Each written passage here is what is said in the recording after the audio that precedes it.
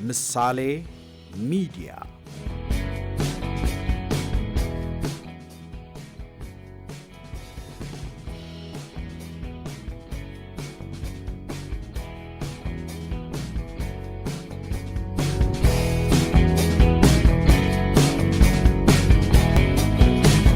ምሳሌ ሚዲያ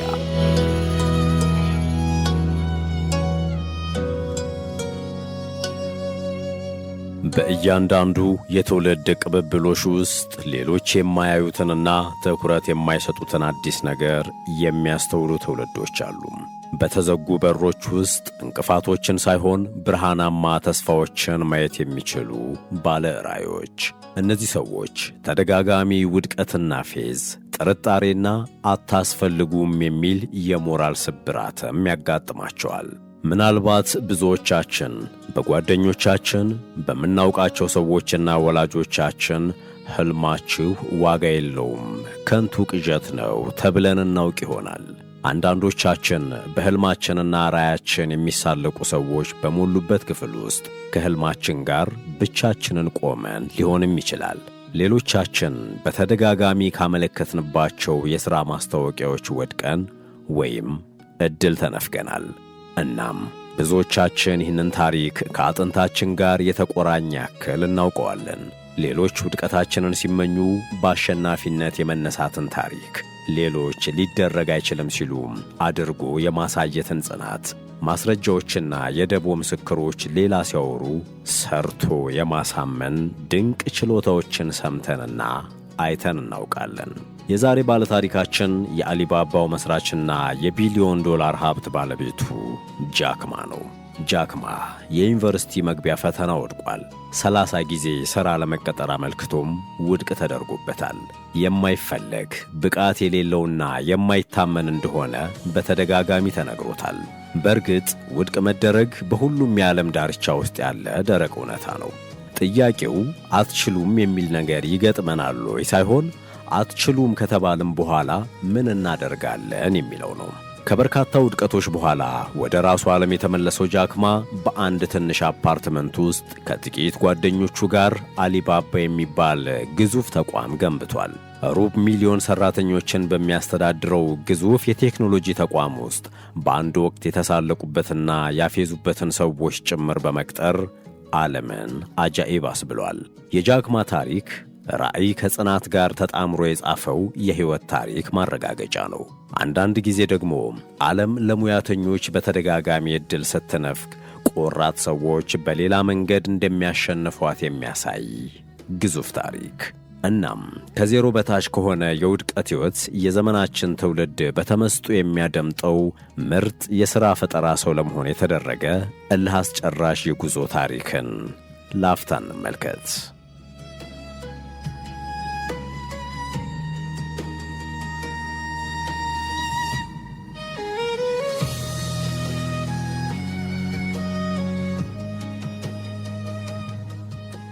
ብዙዎች የተሳለቁበትና ያፌዙበት ጃክ ማ አሁን ዓለም ሁሉ ጆሮውን ከፍቶ የሚያደምጠው የዓለማችን ተደማጭ ሰው ነው።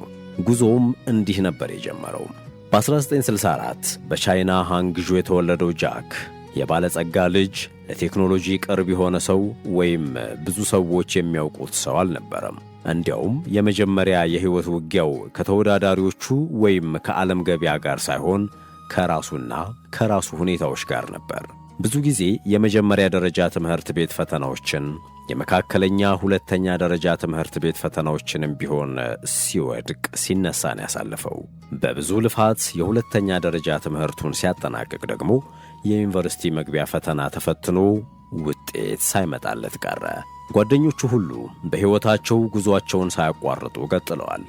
እርሱ ግን ከወጣበት ማኅበረሰብ አንተ ለትምህርት አልተፈጠርክም፣ አትችልም የሚል አእምሮን የሚያቆስል ስድብ እያስተናገደ ነው። የሚኖርበት ማኅበረሰብ ሥርዓት በግልጽና በተደጋጋሚ ውድቅና የማይረባ አድርጎታል። አሳዛኙ ነገር ጃክ ማ በዚህ ሁሉ ፈተና በተደጋጋሚ የወደቀው ብልህ ስላልሆነ ሳይሆን ለእርሱ ባልተቀረጸ ሥርዓት ውስጥ ለመፈተን በሚያደርገው ጥረት መሆኑን የተረዳ የማኅበረሰብ ክፍል አለመኖሩ ነው። ወላጆቹ እንኳ ምንም አይነት የተለየ ውጤት የሚያመጣ ልጅ አለመሆኑን አምነው ለራሳቸው ደምድመዋል። ከተመረቀ በኋላ 30 የሥራ ማስታወቂያዎችን አመልክቶ አንዱንም አላለፈም። በወቅቱ እሱ የሚኖርባት ከተማ ቅርንጫፍ የከፈተው ታዋቂው KFC ሬስቶራንት ጃክማን ጨምሮ 24 ሰዎችን በመዘገበበት የሥራ ማስታወቂያ 23ቱን ሰዎች ቀጥሮ እሱን ውድቅ አድርጎታል። በፖሊስነት ለማገልገል ያመለከተበት የፖሊስ መምሪያ እንኳ አንተ አትሆንም ብሎ መልሶታል። አሁን ሁላችንም ለአፍታ ቆም ብለን ራሳችንን በጃክማ ሕይወት ውስጥ እናስቀምጥ። ይህ ሁሉ የዕድል በር ተዘግቶ የአትችሉምና አይሆንላችሁም ብዛት የሕይወታችንን ዋጋ ቢስነት ደጋግሞ ሲነግረን ምናልባት ይህንን የሚሉን ሰዎች ልክ ሊሆኑ ይችላሉ፣ በእርግጥም ምንም አይነት አቅም የለኝም ማለት ነው የሚል አደገኛ የተሸናፊነት ስነ ልቦና ውድቀት ውስጥ መዘፈቃችን አይቀርም። ምክንያቱም የዋጋ ቢስነት ትክክለኛው ትርጉም ምንም አለመኖር ሳይሆን ምንም አትችሉም ወይም ምንም ናችሁ የሚል ፍጹም ያለመፈለግ ስሜት ነው።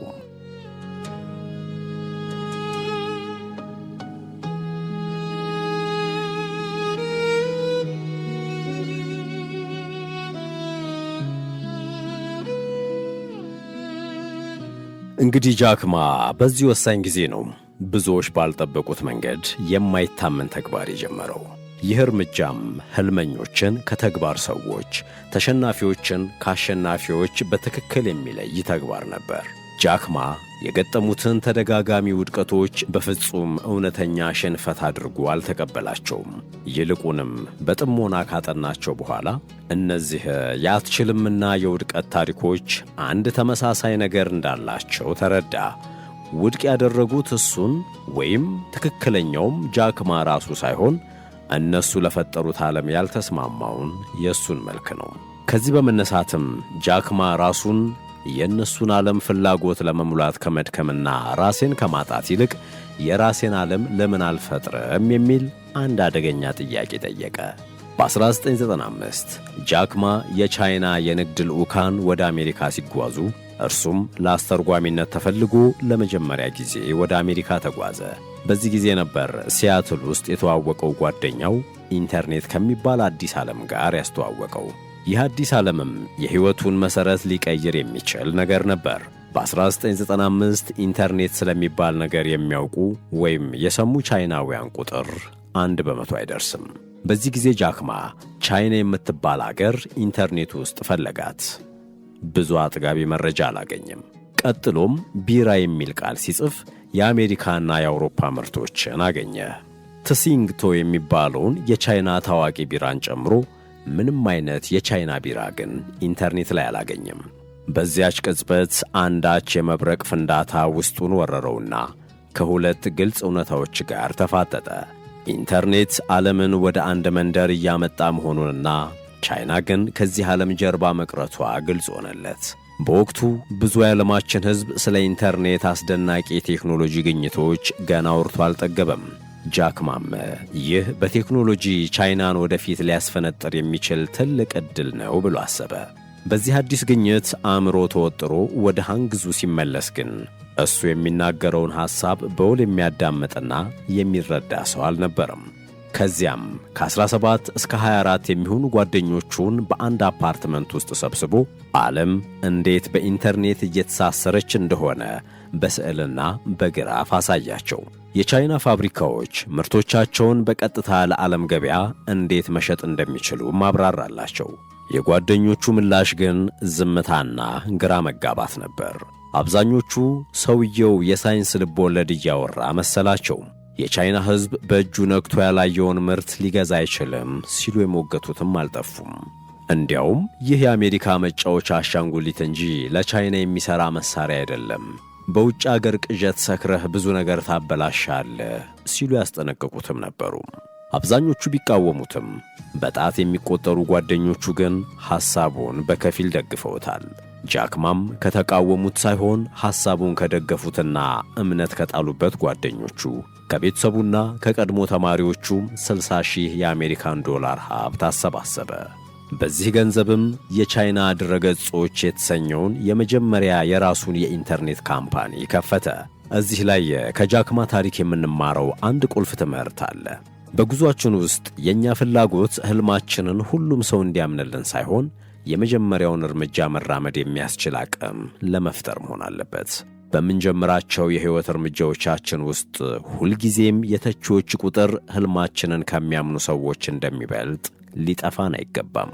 በሥራችን ውስጥ ተቺዎችን በቃላትና በንግግር ለማሳመን ከመድከም ይልቅ ትክክል አለመሆናቸውን በተግባር ማሳየት የተሻለ አማራጭ እንደሆነ የጃክማ ታሪክ ይነግረናል። ጃክማ አሁን እውነተኛውን የሕይወት ጦርነት ጀምሯል። የሥራ ቢዝነስ መጀመር አንድ ነገር ሆኖ በግለሰብ ለዚያውም በጃክማ ደረጃ የሀገርን ሁለንተናዊ ባህር የመቀየር ሥራ ግን ምናልባት ሊታሰብ የማይችል ነገር ይመስላል። ጃክማ በ1999 አሊባባን ሲመሠርት ድርጅት እየመሠረተ ብቻ ሳይሆን የቻይና ቢዝነስ አንቀሳቃሾች የኢንተርኔት ግብይትን እንዲቀበሉ ለማድረግም ከፍተኛ ጥረት እያደረገ ነበር። በሂደቱም እጅግ ከባድና ጠንካራ ተቃውሞን አስተናግዷል። ወደ ፋብሪካዎች፣ አምራቾችና የአነስተኛ ቢዝነስ ባለቤቶች በመሄድ ስለ ኢኮሜርስ ወይም የበይነ መረብ ንግድ ማስረዳትና አቅሙን ለማሳየት ከባድ ዋጋ መክፈል ነበረበት። በዚህ ጊዜም ቢሆን እንደ ልጅነቱ የሳቁበትና የተሳለቁበት በርካቶች ናቸው። እንዲህ አይነቱ ፌዝ ምን እንደሚመስልና ምን ያክል የሥነ ልቦና ጫና እንዳለው ለመረዳት ጉዳዩን ሰፋ አድርጎ ማየት ይጠቅማል። የሰዎቹ መልስ አይ አመሰግናለሁ የሚል ትሕትና ያዘለ መልስ ብቻ አልነበረም። ይህ የሚገጥመው ጥረቱን በአዘኔታ ሲመለከቱትና መንገድ ላይ ሲሄዱ እርስ በእርሳቸው በሹክሹክታ የሚነጋገሩ ሰዎች ሲኖሩ ነው። በተጨማሪም ምናልባት ራሳቸውን ዝቅ አድርገው የሚመለከቱና የሰዎችን ጥረት ማድነቅ የሚወዱ የጥቂት ሰዎች ምላሾች ሊሆኑ ይችላሉ። ጃክማ ይህኛውን ታሪክ ግን በፍጹም የማይረሳውና በጣም የተለየ ታሪክ ነው። በአሊባባ ምስረታ ጉዞ መጀመሪያ ላይ ወደ ሲሊከን ቫሊ ነበር ሄደው። የጉዞ ዓላማ የኢንቨስትመንትና የቢዝነስ አጋሮችን መፈለግ ነበር።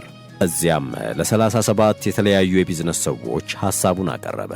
በሚያሳዝን ሁኔታ 37 የተለያዩ ስብሰባዎች አድርጎ 37ቱም ሐሳቡን ውድቅ አደረጉበት። አንዳንዶቹ በጨዋነት፣ አንዳንዶቹ ሐሳቡን በማጣጣል፣ ሌሎቹ ደግሞ በማመናጨቅ ነበር ፕሮጀክቱን የጣሉበት። አንዱ ባለሀብት የንግድ ሞዴልህ ፈጽሞ አይሠራም አለው። ሌላኛው የቴክኒክ ዕውቀት የለህም ሲለው፣ ሌላኛው ደግሞ ሐሳቡን ለማስረዳት ንግግር ሲያደርግ ሳቀበትና አሸማቀቀው። የሚያስገርመው ነገር ግን ይሄኛው ነው። ጃክማ ሐሳቡን ውድቅ ያደረጉ ድምፆችን ከመስማት ይልቅ አይሆንም ያሉትን ሰዎች በራሱ የምደባ ሳጥን ውስጥ እየመደባቸው ነበር። ሐሳቡን የጣሉበትን ባለሀብቶችም በሦስት ዓይነት ምድብ መደባቸው። የመጀመሪያዎቹ ይህ ቻይና ውስጥ ሊሠራ አይችልም የሚሉ ነበሩ። ሁለተኛዎቹ አንተ ይህንን ፕሮጀክት ለመሥራት ተገቢው ሰው አይደለህም ያሉት ናቸው። ሦስተኛዎቹ ደግሞ ጊዜው ትክክለኛ አይደለም በማለት ሐሳቡን ያጣጣሉ ነበሩ። በዚህ ሂደትም ጃክማ አንድ ወሳኝ ነገር አረጋገጠ። እነዚህ ውድቀቶችና ሐሳቡን የሚያጣጥሉ ሰዎች መሠረታቸው አሁናዊ እሳቤ፣ የገበያ ሁኔታና በጊዜያዊ ፍላጎቶች ላይ የተመሠረቱ ናቸው። በአንጻሩ የጃክማ ፕሮጀክት ግን የአሁን ሳይሆን የነገዋን ቻይና ታላሚ ያደረገ ነበር። እነሱ የእሱ ፕሮጀክት ዛሬ እንዴት እንደማይሠራ ለማሳየት ሲጣጣሩ፣ እሱ ደግሞ ነገ የሚያልመውን ግዙፍ ፕሮጀክት እንዴት እንደሚገነባው እያሰበ ነበር።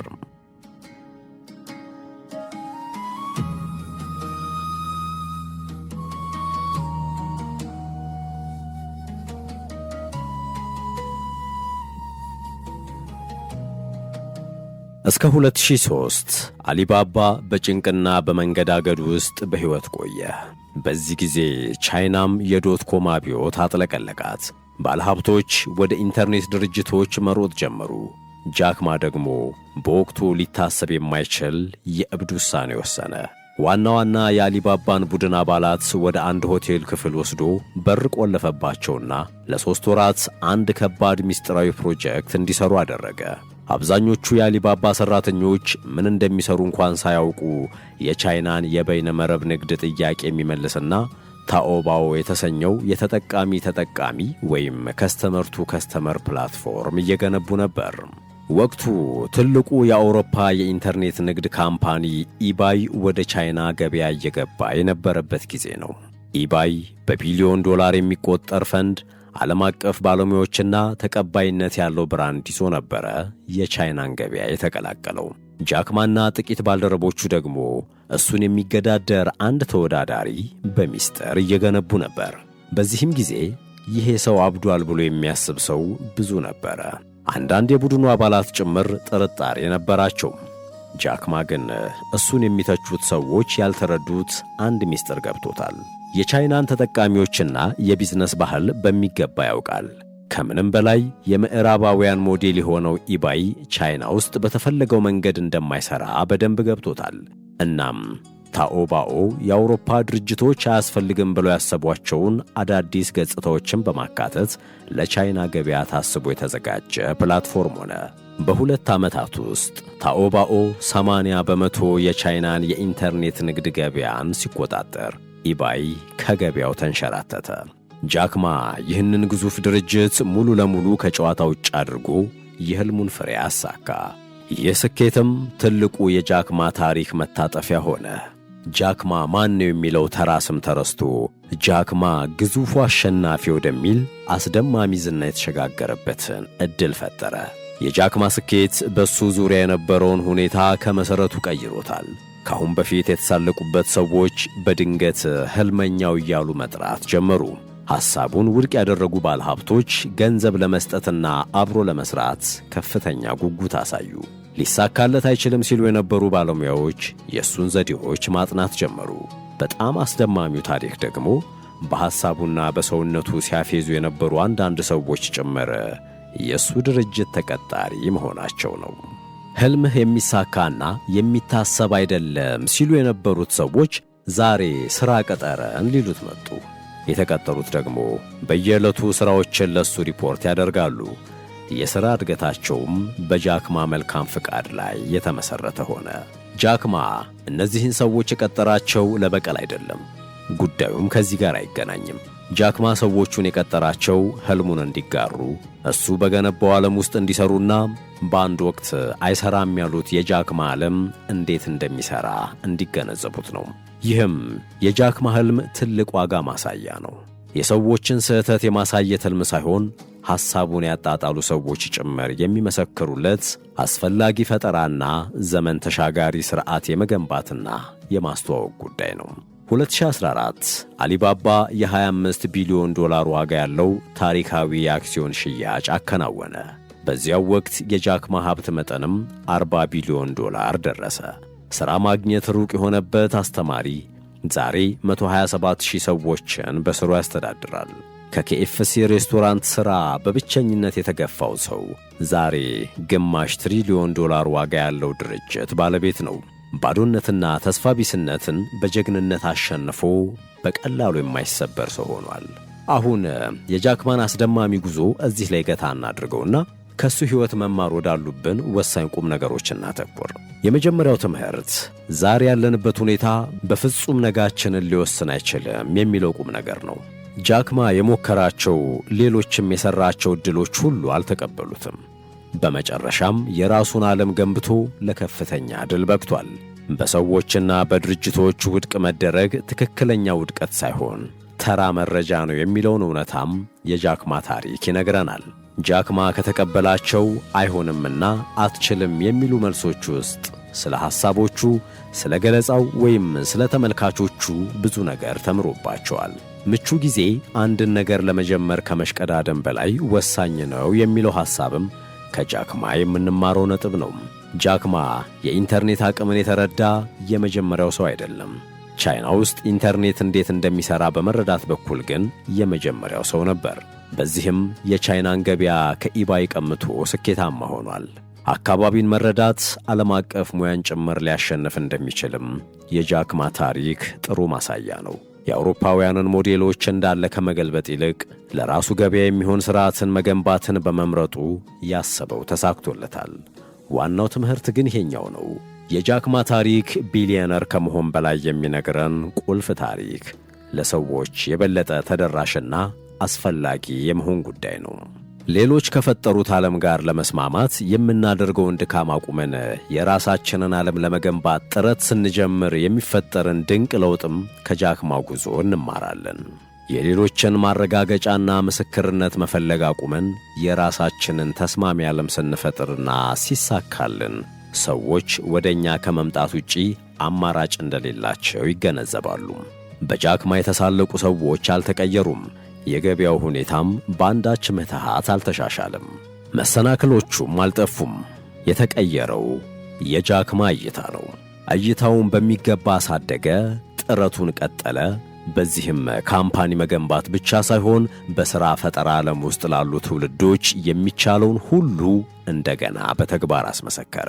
እናም ከዚህ በኋላ የሆነ ሰው ሐሳባችሁ ሊሳካ የሚችል አይደለም ቢላችሁ፣ ውድቀት በውድቀት ላይ ቢደራረቡባችሁና ሁሌም ከዜሮ መጀመርን ብትፈሩ የጃክማን ጉዞ መለስ ብላችሁ ማሰብ ብቻ ለራሳችሁ ተገቢ ዋጋ እንድትሰጡ ያደርጋችኋል። በአንዳንዱ ያይቻልምና ያትችሉም ማስፈራሪያ መካከል ወደ ትክክለኛው የይቻላል መስመር እያቀረባችሁ መሆኑን መገንዘብ ያስፈልጋል። እያንዳንዱ ሳቅና ፌዝ በሂደት ወደ ጭብጨባ እንደሚቀየር፣ አንዳንድ ጊዜ ደግሞ የሰው ልጅ ትልቁ በቀል ትክክል አለመሆኑን ወይም መሳሳቱን ማረጋገጥ ሳይሆን የሆነ ቀን አስፈላጊ የሆነ ነገር ሰርቶ መገኘት መሆኑን በሚገባ መረዳት ጠቃሚ ነው። በዚህ ጊዜም በአንድ ወቅት የተሳለቁባችሁ ሰዎች ሥራ ወይም ሊጠይቋችሁ ወደ እናንተ ሊመጡ እንደሚችሉ በማሰብ የዛሬ ሕልማችሁን ለመኖር ትልቅ ጉልበት ይሆናችኋል። የሕይወት ጽናትና ጥንካሬ ሕያው ተምሳሌት የሆነውንና የአሊባባን ባለቤት ጃክማን የስኬት ጉዞ ታሪክ የቃኘንበት የዛሬው መሰናዶ ይህን ይመስል ነበር። ከታሪኩ ጥሩ አስተማሪ ረፍት እንደነበራችሁ ተስፋ እናደርጋለን። የሚያስተምሩ የሚያነቃቁና የሚያበረታቱ ታሪኮችን ይዘን በሌላ ጊዜ እንመለሳለን።